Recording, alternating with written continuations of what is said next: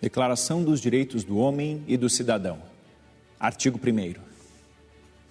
Os homens nascem livres e iguais em direitos. As distinções sociais só podem fundamentar-se na utilidade comum.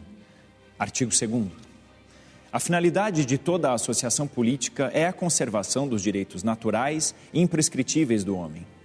Esses direitos são a liberdade, a propriedade, a segurança e a resistência à opressão.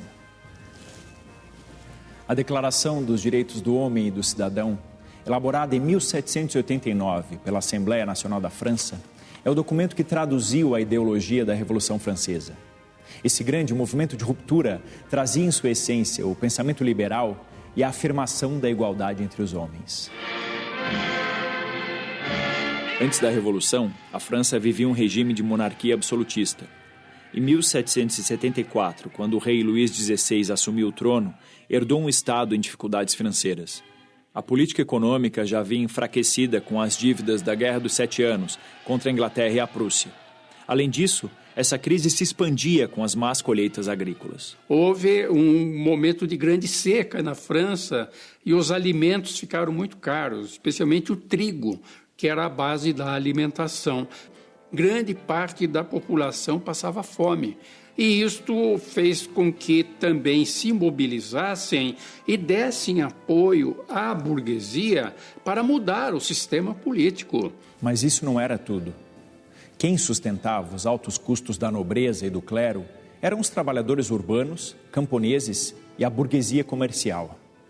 Um clima de instabilidade e insatisfação se instalou no país. A França era um país que apresentava as contradições mais agudas, mais complicadas, graves. Era um país rico, o comércio colonial francês era o que mais tinha crescido no século XVIII, mas tinha um setor atrasado, que era majoritário, que era o campo francês, a agricultura francesa. Todos os camponeses, mesmo os livres e mesmo os proprietários, eles eram explorados, intensamente explorados, seja pela nobreza, que recolhia, que tinha direito a extrair uma série de tributos, exações, impostos, e eles eram explorados e parcialmente pelo clero, porque tinha que pagar os dízimos, e eram explorados pelo Estado. No antigo regime vigorava a estrutura estamental, relacionada a uma sociedade de privilégios. Os homens não são iguais do ponto de vista social, político e nem jurídico. Então existe um direito, por exemplo, para a nobreza, que é um estamento privilegiado e que se perpetua ou se mantém pela hereditariedade, pelo sangue. E um dado que é curioso e é bem característico é que foi se criando uma classe social super privilegiada, vivendo com muito luxo, com muita riqueza, e num momento em que aumentava a pobreza. Em 1788, havia cerca de 3 milhões de desempregados na França. A crise obrigou o rei Luís XVI a buscar uma solução negociada. Para isso, ele convocou a reunião dos Estados Gerais. O primeiro Estado era formado pelo clero, o segundo pela nobreza, e o terceiro Estado era composto pela burguesia comercial, artesãos, trabalhadores urbanos e pelos camponeses. Cada Estado elegeu seus representantes. Primeiro, ele convoca os Estados Gerais porque ele não tem alternativa. Como ele estava quebrado financeiramente, como havia uma rebelião da nobreza e da burguesia que também exigindo participação, ele não teve alternativa senão convocar os Estados Gerais. O Luís XVI, há uma cruel ironia com a trajetória do Luís XVI. Ele foi o mais reformista dos reis franceses, modernos. Fez questão que as eleições para os representantes dos Estados Gerais fossem as mais amplas, participativas e debatidas. O rei Luís XVI mandou afixar em cada paróquia da França um cartaz dizendo que as pessoas poderiam fazer suas queixas no que se chamou de caderno de queixas. Era uma forma de ouvir as reivindicações populares. Foram produzidos na França 54 mil cadernos de queixas. Houve uma intensa participação. Isso criou uma expectativa, mobilizou a população.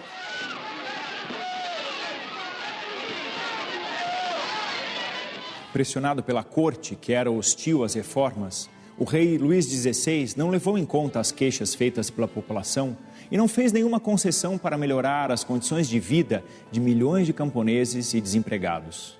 Quando a notícia se espalha de que ele está fazendo isso, a população de Paris, que já está mobilizada, se levanta. A população está mobilizada politicamente porque ela se envolveu no processo da escolha dos representantes aos Estados Gerais.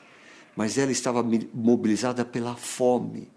A rejeição contra o regime absolutista foi se agravando até que, em 14 de julho de 1789, ele sofreu um golpe devastador. A Bastilha, fortaleza que funcionava como prisão e que representava o antigo regime, foi tomada por uma multidão disposta a enfrentar as tropas reais.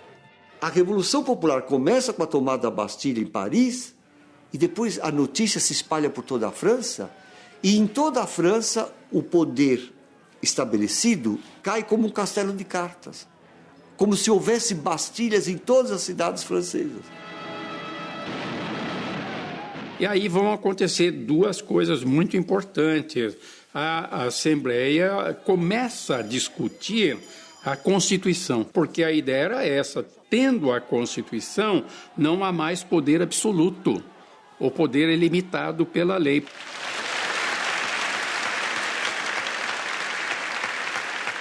Em 26 de agosto daquele mesmo ano, pouco mais de um mês depois da queda da Bastilha, a Assembleia Nacional Constituinte elaborou a Declaração dos Direitos do Homem e do Cidadão.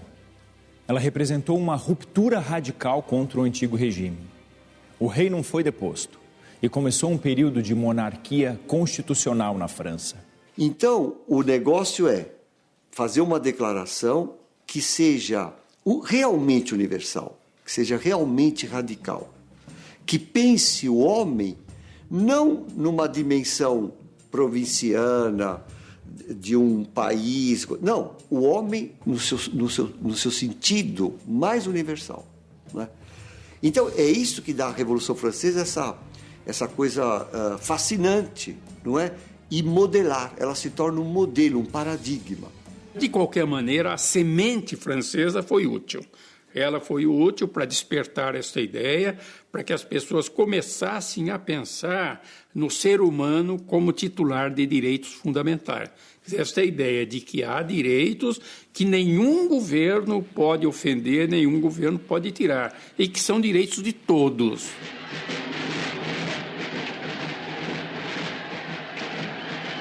A Declaração dos Direitos do Homem e do Cidadão deu origem à Constituinte que, entre 1789 e 1791, alterou a estrutura administrativa e a organização do país.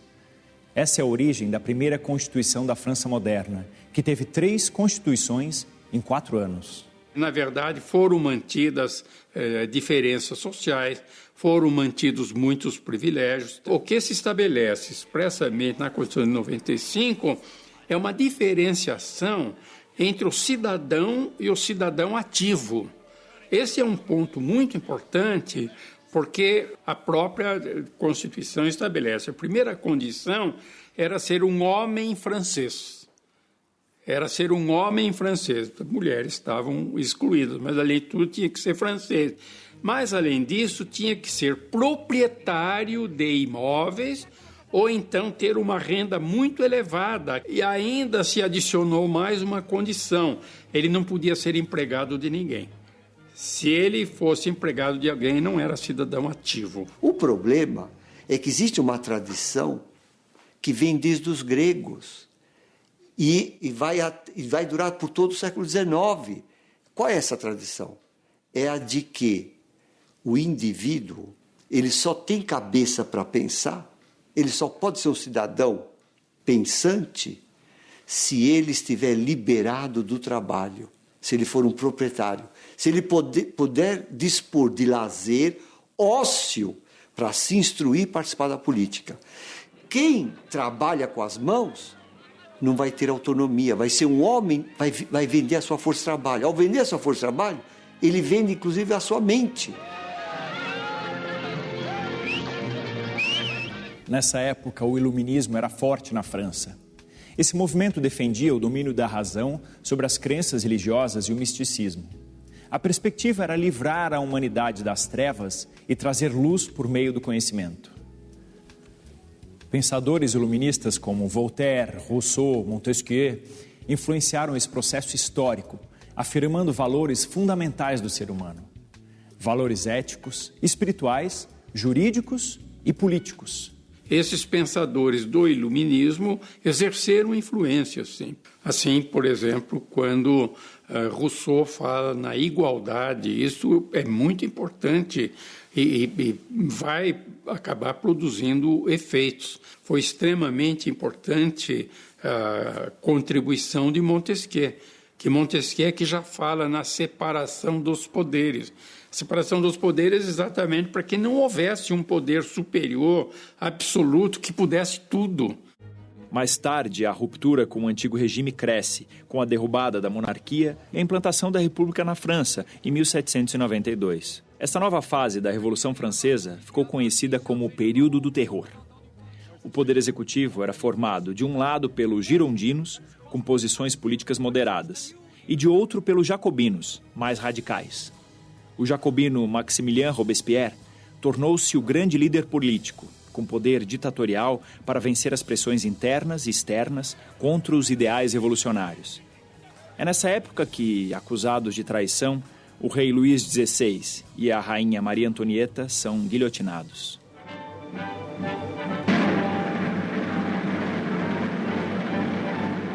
A Revolução Francesa canalizou o descontentamento de diferentes setores da sociedade, inclusive parte da nobreza e do clero, cada um com seus próprios interesses e objetivos. Mas foi a burguesia que mais se beneficiou. Quem, de fato, comandou a Revolução foi a burguesia, mas aqui há um ponto que é importante assinalar. A burguesia se beneficiou muito dos trabalhadores mais modestos, do grande povo. Então, houve esta consciência de que se está avançando no sentido da liberdade, da afirmação dos direitos, mas o que eles não tinham percebido naquele momento é que os privilégios da nobreza estavam sendo substituídos pelos privilégios da burguesia. Muitos discordavam dos rumos que a Revolução estava tomando. Além disso, os problemas sociais vividos pela população ainda não estavam resolvidos. Assim cresceu a oposição a Robespierre, que acabou sendo deposto, preso e guilhotinado em julho de 1794.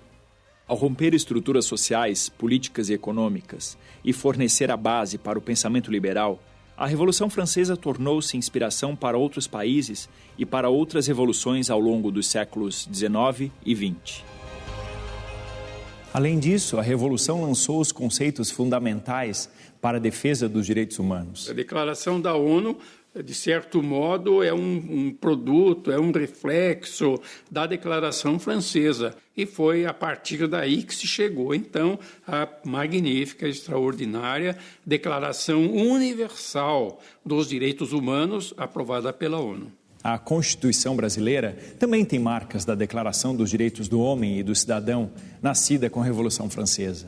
Quando o Brasil fez a sua primeira Constituição, é de 1824. Houve muita influência da França, do pensamento francês, dos pensadores franceses. Quer dizer, o Brasil tinha sido muito influenciado pelos franceses, e eu diria isso, a ideia básica é o valor da pessoa humana. O pensamento liberal, a livre competição, a defesa da propriedade e da liberdade, o trabalho livre e o fim das barreiras alfandegárias são alguns dos desdobramentos da Revolução Francesa. Eles contribuíram para a expansão do capitalismo e para a consolidação da burguesia como classe dominante. Esse é o exemplo da Revolução Francesa para a sociedade. Nós podemos tomar a história em nossas próprias mãos, fazer a história com as nossas próprias mãos. Temos todos direito a participar da política, a fazer a política, a influenciar a política. Esse é o legado fundamental.